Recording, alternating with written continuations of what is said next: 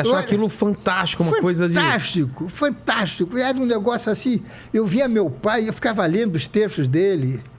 Eu tinha uma admiração por ele, porque ele era despachado, ele falava, eu era gago. Então, Você era gago? era gago, mesmo? era. Gozado isso, né? Que a gagueira é minha segurança. Isso que eu ia falar, será que vinha por causa dessa insegurança da escola, de você conviver com gente mais velha? Não, porque por eu ser do jeito que eu sou, a família da minha mãe dizia que eu era burro. Então, teu pai é tão inteligente. Meu pai sempre foi primeiro aluno. Tinha uma pressão... Meu pai era poliglota. Papai falava francês, inglês, alemão. Como nós estamos conversando aqui. Ele conhecia história e geografia que nem gente grande. Eu não, pô. Eu fui repetir 3 anos. Entendi. Até o dia que ele descobriu... Mas com certeza isso, a gagueira devia ter um peso. Isso, Sim, né? aí ser filho do Manuel de Nóbrega. Era uma... É um peso, né? É um peso. Até que um dia eu repeti, era científico, eu queria fazer engenharia, imagine que estava na minha cabeça. Aí, rapaz, eu repeti novamente e meu pai tinha o maior salário do rádio nessa época. Eu quero estudar de noite, que eu quero pagar meus estudos. Você falou para ele? Falei, que eu sou mau aluno, não é justo. Aí ele me deu um esporro danado. Porque ele era muito mandão, ele era muito... Centralizador? Demais. E ele queria o filho dele diplomado. E o pessoal também entende que era outra época também, né? A criação era totalmente diferente. Totalmente diferente. Então, quando eu disse que escrevia, a primeira coisa que ele jogou na cara é: mas você é gago, como é que você vai trabalhar em rádio? Eu falei, eu vou ficar bom. E fiquei. Você falou isso para ele? Não, eu falei, eu vou ficar bom. E comecei a escrever.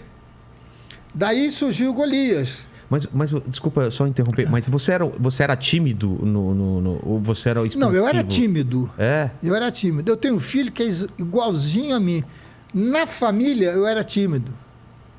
Na escola, eu era o pior aluno, eu era o mais moleque. Mas falava, aprontava? Aprontava todas. Então era mais na família e com gente conhecida. A família me abafava. Entendi. A família me abafava, porque... O meu avô materno tinha uma loucura por mim, me adorava. E aquilo me custou um pouco caro. Entendi.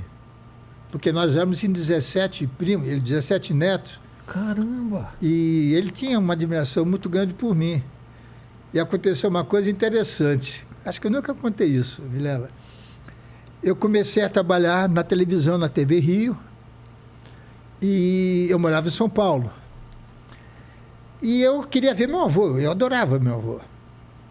Aí eu fui. Só que a família me encheu o saco. Não é que eu odiava, eu sei lá o que eu senti. Hoje eu tenho pena. É claro. Depois de 10 anos de análise, você entende, né? Eu tenho pena. Eu tenho pena, mas eu tinha na época a raiva. É porque você tem que ressignificar. Porque era só porrada em cima de mim, pô. Porque realmente eu era magro? Era. Era narigudo? Era gago? Burro? É. Não era burro, eu não gostava de estudar. Era diferente, né? É totalmente diferente. É. Aí eu falei, olha, eu quero trabalhar em rádio. Ele disse, com uma condição. Quem? O seu avô ou seu pai? Não. Entendeu? Do meu avô. Do meu avô. É que eu nunca falei isso, eu fico um pouco emocionado. Aí o que eu fiz? Escrevi uma carta para o meu avô, dizendo o seguinte, que eu gostaria muito de continuar vendo sempre que eu pudesse, mas como a minha família me achava tão burro, tão isso, tão aquilo, eu gostaria de marcar um encontro fora da casa dele para a gente se ver. Poxa. Olha, o português deu, eu não sei o que ele fez, porque deu uma mudada. A família dele começou a achar que eu era o homem mais gordo do mundo, o mais inteligente do mundo. Ele deve ter dado uma comida de rabo no... Deu. Deu. E o pessoal respeitava ele? Respeitava. Então... Que ele é daqueles portugueses, ele veio de porão de navio. Português de onde? Ele era perto de Fátima. Sei. Eu não sei... Porque o outro meu avô eu sei, é Ilha da Madeira. Milagres. É pertinho de onde tem Fátima. Sei. E ele veio para o Brasil e fez... Um porão mesmo? Ele fez a vida dele veio aqui. Veio dormindo em cima de saco. E ele cresceu. E ele fez o quê aqui? Ele passou a ser representante do Moinho Inglês para Niterói e aquela parte da Grande Niterói. Sei. Vendendo farinha, farelinho, biscoitos da mulher, Nestlé, essas coisas todas, ele era representante. E ganhou muito dinheiro. Tanto é que a família não queria que minha mãe se casasse com meu pai. Porque meu pai era um aventureiro de rádio, era um locutor de rádio. E os irmãos da minha mãe estudaram na Europa, em Coimbra, aquele negócio todo. Todos, sem exceção, foram um dia pedir ajuda para o meu pai. Olha só como o mundo dá volta. Todos. Caramba. Porque você não precisa ter raiva. É? Deus está no nosso caminho, você tem... você tem o teu caminho, você tem o seu destino. A melhor vingança é viver bem, Para né? mim foi bom, na época foi ruim. Porque meu pai me dizia assim, olha, você tem que ser igual a Pão de Ló. Ele dizia, porque quanto mais me batem, mais eu cresço. Exatamente. E eu aprendi isso com ele. De tirar a força da diversidade. Da diversidade. Isso eu ia dizer nessas palestras, ia contar essas coisas. Nessas palestras que eu ia fazer esse ano. Mas voltando agora para o rádio. Tá. Voltando para o rádio. Quando eu disse a ele que eu queria escrever e trabalhar, ele disse, olha, você vai fazer o seguinte, você vai trabalhar sozinho, eu não vou pedir. Eu não vou usar da minha influência para te ajudar. Mas isso foi até covardia, porque todos frequentavam a casa dele. Todo mundo te conhecia, né? O marido da Hebe, que era o Luiz Ramos, que era o dono da rádio, a gente jantava em casa, a gente saía ao cinema com meu pai, minha mãe. Foi ele quem resolveu me dar um contrato. Tá entendendo? Então, essa facilidade eu tive. Mas eu tive que correr atrás. Porque ele disse, olha, você tem que me dar um diploma. Ou médico, ou advogado, ou engenheiro. E aí? Aí é o seguinte, na época só tinha vestibular para direito, era português, latim e uma opção em inglês ou francês. Era só isso. Aí o que eu fiz? Vou fazer a faculdade mais fácil. De português? Não, de direito. De direito? De direito. Era mais fácil? Claro, a outra é física, química, matemática. Tá louco. Deus me livre. Deus me livre. Só que vem aquela garra que Deus me deu e meu pai aumentou. Aquela garra. Eu entrei em 28º lugar na faculdade sem fazer cursinho. Caramba! E não perdi um ano na faculdade. Fiz a faculdade em 5 anos de Direito. Me deram o diploma, me deram a carteirinha, eu pendurei com meu pai. Pronto, tá feito. Porque quando eu me formei, eu já tinha ganho o Roquete Pinto, que era o troféu mais famoso que tinha.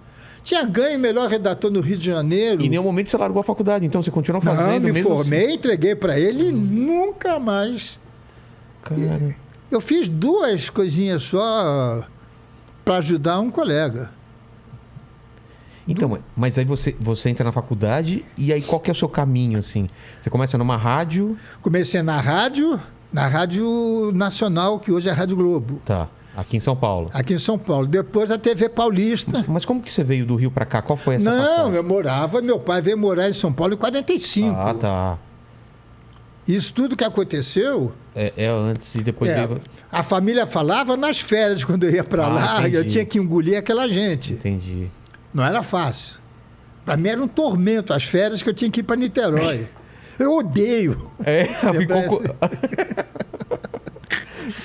Eu ficava louco, rapaz, quando tinha que ir para lá. Eu odiava.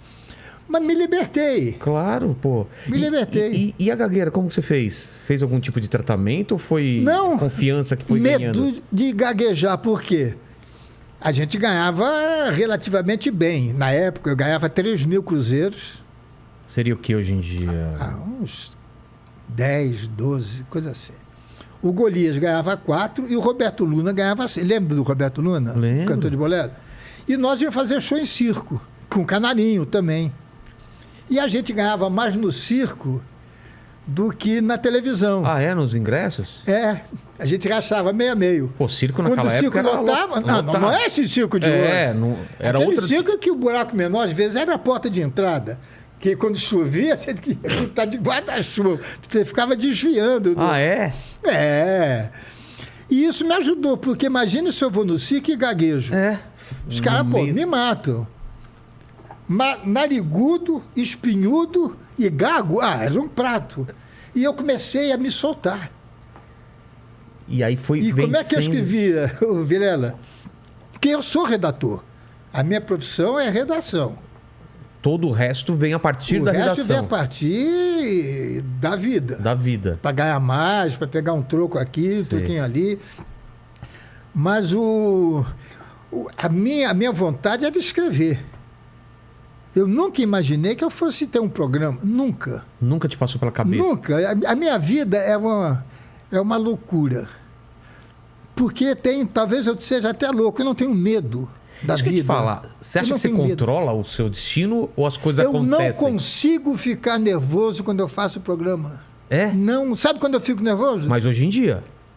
Desde o passado. Sério? Por quê? Porque meu pai me ensinou uma coisa. Quando você vai fazer um show, eu fazia show com Golias. Quem vai é porque gosta de vocês. Senão não iria. Ninguém vai sair de casa, pagar ingresso para uma pessoa que não gosta. Então, você tem que chegar, meu filho, para trabalhar para os teus amigos que gostam de você.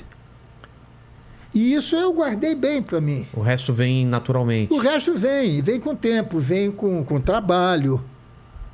Porque eu não era conhecido como redator do público. Ninguém sabe quem escreve o quê. Até hoje, mas os diretores sabiam. Entendi.